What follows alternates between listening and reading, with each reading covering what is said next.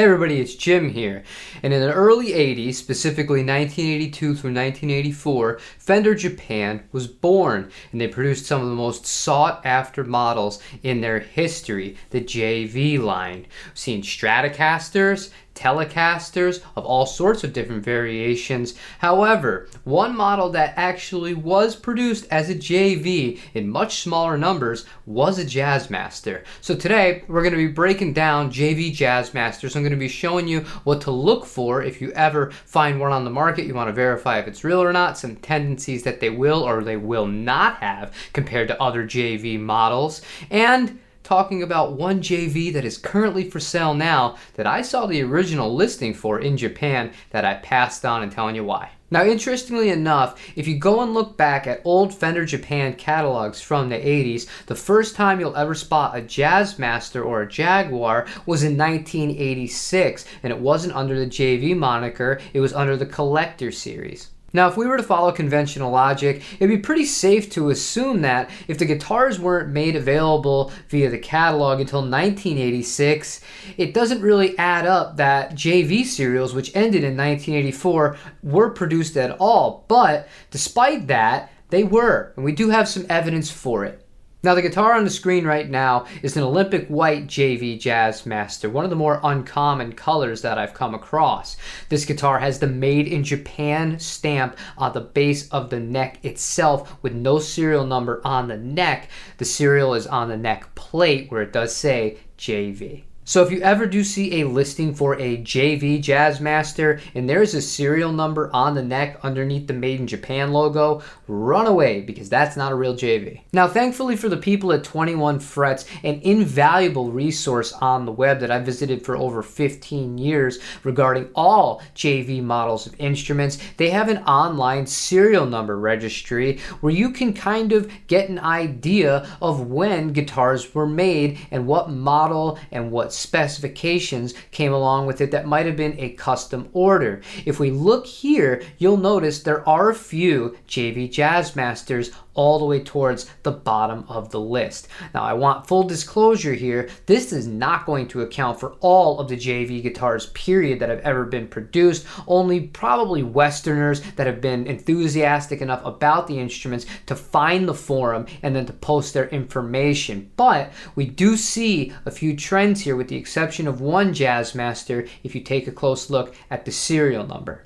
The majority of these JV Jazzmasters that I've seen, the serial numbers have all begun with JV97. Now, I'm going to show you some other guitars that are not on the registry that also follow this trend. While it wasn't all that difficult to find these listings, they were few and far in between, and the majority of them were in three-tone sunburst. This guitar was also made in Olympic white, as we saw earlier in this video, as well as in a candy apple red with a matching headstock. Now, before I show you a listing that is up right now at the time of filming this video for a JV Jazzmaster, there's one other really important detail that is lacking on this guitar as far as date verification that other JVs typically have, and that is the pencil date at the base of the neck. Every single JV Jazzmaster that I have seen that has been disassembled has not had a pencil date on the neck. Why they did this, I have no idea. Why they waited until 1986 to put it in the catalog when they were clearly in production earlier than that, I also don't have any idea. But we also can tell from the actual dates on the pot the years in which these are made, and many of them will date to either 1983 or 1984. So without further ado, I think it's time we talk about the currently for sale JV Jazzmaster. It's for sale by a shop over in England. However, I don't want to focus too much on their listing. I want to show you the original listing that I still have from the shop in Japan that they bought it from, as well as go over why I ended up passing on that guitar. Now, the vendor that sold this guitar is basically the equivalent of Guitar Center used in Japan. They have multiple different stores all across the country, and it's one of the easier ones if you live outside of Japan, you don't speak any Japanese, to be able to find things like this. However, with that being said, the serial number is exactly the same. If we take a closer look at this guitar, the first thing I like to look at is the actual description, because a lot of these Japanese shops are really upfront with what you're getting and if any parts have been modified or there have been any alterations whatsoever with this guitar. And there were two that were red flags to me.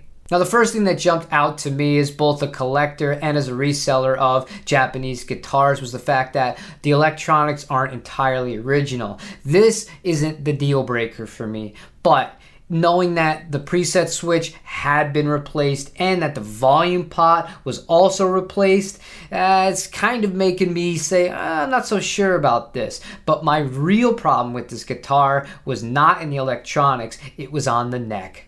Now, I've been shopping for guitars in Japan since the early 2000s, and this is something that I see on a fairly regular basis, especially on models from the 1980s, when Fender Japan didn't exactly have the reputation that we have for them now. That was the Made in Japan logo sanded off the back of the neck. To me, I can't do it. I absolutely can't do it. The electronics are one thing. You could always, if you didn't love them anyways, it's very easy to just remove the grounds from the guitar and put in a whole different pickguard while keeping the original electronics safe and hidden away. But there's no way to kind of replace or repair the Made in Japan logo that was on the base of the neck. Outside of that, we take a look at the neck pocket. It matches all the other JV Jazzmasters that I have found. There are no markings in that whatsoever, and this guitar also did not have a pencil date on it. However, none of those things would affect the actual playability of the instrument, and I'm sure it is a top class guitar. Every single JV that I've played and owned myself has been outstanding. So if you're somebody who's looking at that guitar, you live in England or Europe in general, or hell, maybe you even live in the United States, and you recognize just how rare this guitar is, because especially in the candy apple red, extremely hard to come by, and you don't mind that it's not a full-on collectible timepiece and you just want a great player, I mean, knock yourself out. To me, the Made in Japan logo off, no chance I was going to purchase a guitar, especially at the price that they were asking for it. However, I'm sure that it is one hell of a player, and at that point, I wouldn't feel guilty about taking the guitar's electronics out and throwing in whatever I wanted to make it my ultimate Jazzmaster, so to speak, because the guitar already was not original. Now, all the guitars in this video are outstanding in their own right, and they really are a big piece of Japanese guitar history. I love them. I have two of them as of right now, and they really are some of my favorite guitars, period. And that's regardless of brand, regardless of price, because they're just, it's hard to put into words. I encourage you, if you ever find one of these guitars in person, pick it up and give it a try. You might be seriously surprised. But if you made it this far into the video, maybe you've had a sneaking suspicion. There might be more to this than I've let on. And yeah, there is. I have something that I want to see for the first time that I'd like to share with you. And funny enough, this was completely spur of the moment. This guitar was posted for sale in Japan, and I purchased it on Thursday. And it's Monday right now when I'm filming this. So pretty fast shipping if you ask me. Let's see which one it is.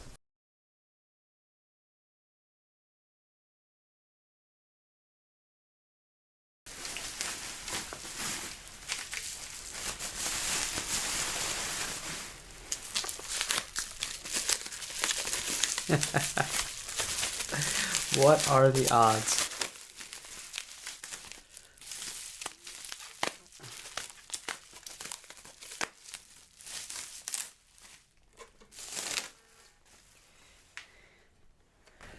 The JV Jazzmaster.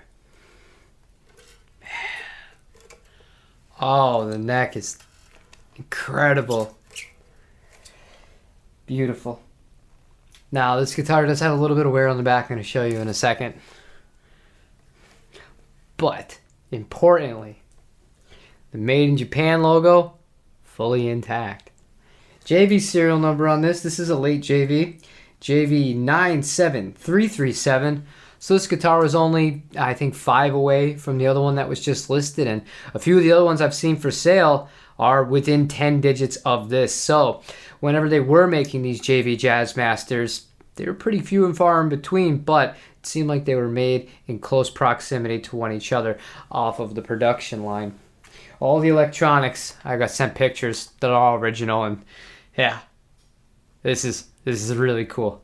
This is really cool. I got a big smile on my face. I'm going to be doing a full teardown of this guitar. We're going to be checking out up close and personal in a later video. But thank you for watching. I'm going to tune this up and play this as is. I love you guys, and I think I love this guitar. I'll see you on the next video. Don't forget, like, comment, subscribe, all that fun stuff. Yada. Bye-bye.